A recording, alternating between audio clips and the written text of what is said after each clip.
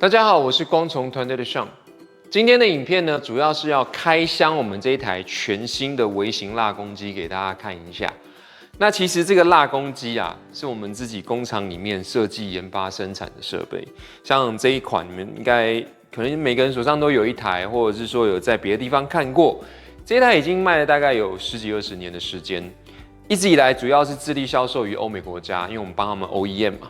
那台湾也有一些经销商有在卖这样的机器，只是说因为很多客人希望要求就是不管在体积啊功能上面希望做一些改变，然后当然最重要的是价格嘛，所以我们想说好，那我们趁这个机会，我们做了一台微型的蜡公机去满足市场的一个需求。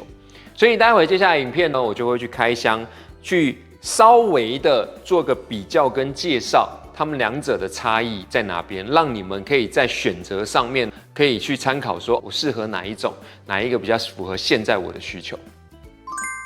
好，我们先来开箱比较一下这两台，就是我们蜡公机新旧款的差异性。看到我们这个新款的，我们以外观来讲，它的这个尺寸大概是7公分乘5公分，厚度大概4公分左右，所以你看。明显比我们旧款的小了非常多，就是让你可以携带外出方便，放在口袋，就很容易就可以带着外出。这是它第一个，它的这个外形的部分。好，再来第二个，笔线的部分。以前的这种旧款的，它的笔线呢，它的头是陶瓷头做的，那它是一体成型。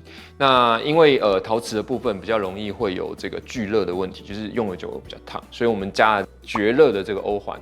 那让你在拿的时候比较不会直接接触这个陶瓷头，但是有人说这样还是很烫，所以呢，我们就更改了设计，把陶瓷的部分更换掉，换成这个比较厚的耐热的这个矽胶，所以你在用的时候呢，比较不容易像这个旧款的这样子感受到它直接的这个温度哦。当然用久还是会烫，但是不会像这个这么的不舒服。OK， 这是它的第二个笔线的一个更改的部分。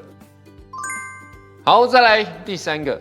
是我们的这个配件的部分，在旧款的我们这个蜡公笔的头，它有附1、2、3、4四种不同的这个样式。那我们新款的话，有增加到了多2支，1、2、3、4、5、6支。那其中有一支是针头，就是比较针尖的头。那针尖的头呢，因为它的这个损耗率比较高，所以我们附了2支，但是稍微有一点点粗细的差别，一点点微微的。那但是呢，其他3支还是按照原本的形状去做一个设计改变。那比较多的样式，让你可以用的比较更多选择。OK， 这是第3个主要的改变的地方。好，接下来呢，我们要展示的是这个蜡公机的一个加热功能。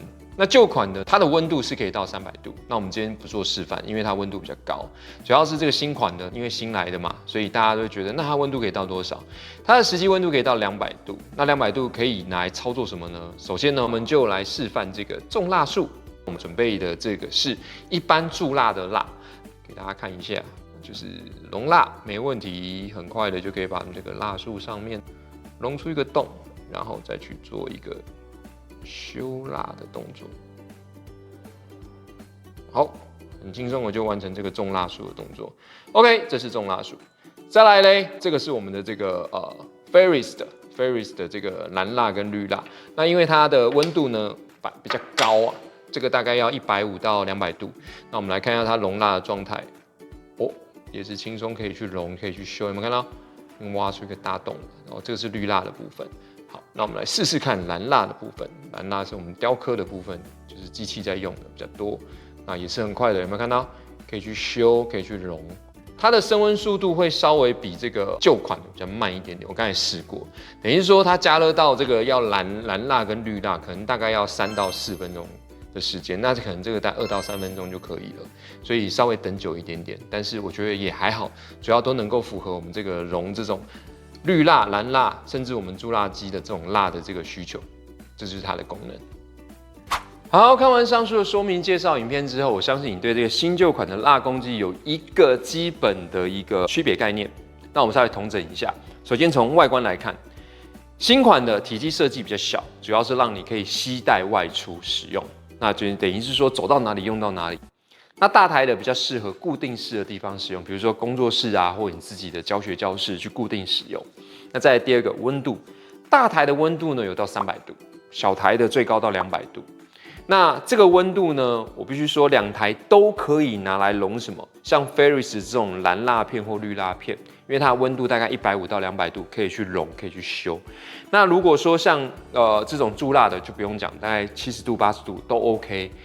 只是说，如果你今天你需要的是比较特殊的这种材质，比如说像这种 RP 材质需要200度到300度之间的温度，你就可以用大台的这一台去熔去修，小台就不行。我必须强调这一点。那再来一个是我自己测试的结果是，大台的它的这个升温速率会比小台的快很多。那这个差别在哪边？就是你今天开下去，你可能不想要多等那1分钟，那你就要赶快用。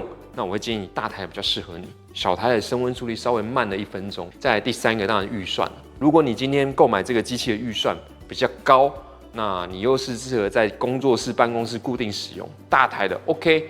小台的呢，就比较适合，我预算不高，但我只需要熔前面这一些东西的，那没问题哦，你就买小台去用。但是我要强调哦，不是说这一款新的出了，旧款就不卖了，我们还是会卖，只是说我们改编了一些东西，让你们可以有更多的选择。那最后顺带一提，不管今天你是跟我们经销商，或是直接跟我们网站上面购买，只要是我们家的这个机器，你只要坏掉了，或是有任何的使用操作上问题，都可以直接跟我们联系，我们专员都会给你很好的售后的维修服务，或者是教学的一个部分。好，今天影片到这边结束。如果你对蜡公鸡有其他问题，欢迎底下留言让我们知道。那如果觉得今天的影片录得还不错，给我们一个赞，给我们鼓励，甚至呢把它分享给你身边有在做精工需要蜡雕的朋友们。谢谢你们的观赏，谢谢。